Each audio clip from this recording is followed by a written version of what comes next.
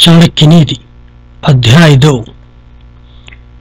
असत्य, बिना विचार किसी काम में झटपट लग जाना, छल, मूर्खता, लोभ, अपवित्रता और निर्दयता ये स्त्री के स्वाभाविक दोष हैं।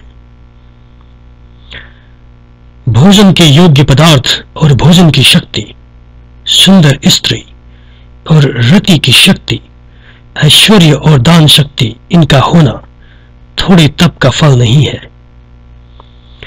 जिसका पुत्र वश में रहता है और स्त्री इच्छा के अनुसार काम करती है और जो विभव में संतोष रखता है, उसको स्वर्ग यहां ही है।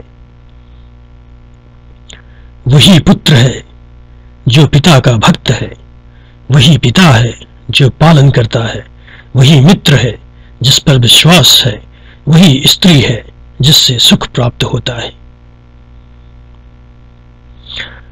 आंख के ओट होने पर काम बिगाड़े, सम्मुख होने पर मीठी मीठी बात बनाकर कहे, ऐसे मित्र को मुंह पर दूध से और सब विष से भरे घड़े के समान छोड़ देना चाहिए। कुमित्र पर विश्वास तो किसी प्रकार से नहीं करना चाहिए और सुमित्र पर भी विश्वास न रखे। इसका कारण कि कदाचित ये मित्र अगर रुष्ट हो जाए तो सब गुप्त बातों को प्रसिद्ध कर देगा। मन से सोचे हुए काम का प्रकाश वचन से ना करें, किंतु मंत्र से उसकी रक्षा करें और गुप्त ही उस कार्य को काम में भी लावें। मूर्खता दुख देती है और युवापन भी दुख देता है, परंतु दूसरे के गृह का वास तो बहुत ही दुखदायक होता है।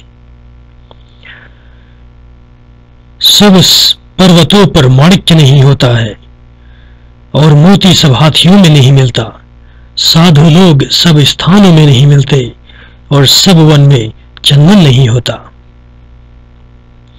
बुद्धिमान लोग लड़कों को नाना भांति की सुशीलता में लगावें, इस कारण की नीति के जानने वाले यदि शीलवान हो तो कुल में पूजित होते हैं। वह माता शत्रु और पिता बैरी है जिसने अपने बालक को न पढ़ाया, इस कारण की सभा के बीच वे ऐसे शोभते जैसे हंसों के बीच बकुला। दुलारने से बहुत दोष होते हैं और दंड देने से बहुत गुण।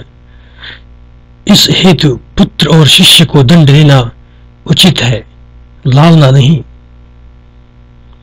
श्लोक व श्लोक के अधिको अथवा अघि में से अधिको प्रतिदिन पढ़ना उचित है, इस कारण कि दान, अध्ययन आदि कर्म से दिन को सार्थक करना चाहिए। स्त्री का विरह, अपने जनों से अनादर, युद्ध करके बचा शत्रु, कुत्सित राजा की सेवा, दरिद्रता और अविवेकियों में सभा में ये बिना आग ही शरीर को जलाते हैं। नदी के तीर के वृक्ष, दूसरे के गृह में जाने वाली स्त्री, मंत्री रहित राजा निश्चय ही शीघ्र ही नष्ट हो जाते हैं।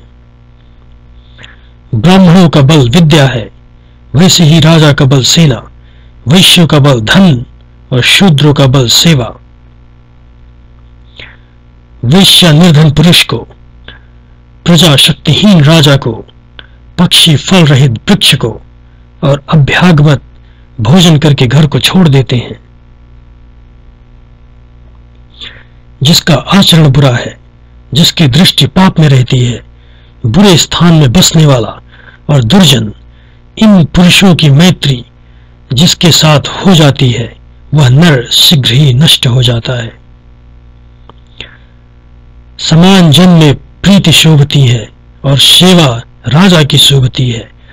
व्यवहारों में बनियाई और घर में दिव्य सुंदर स्त्री शोभती है। इति द्वितीयोध्याय।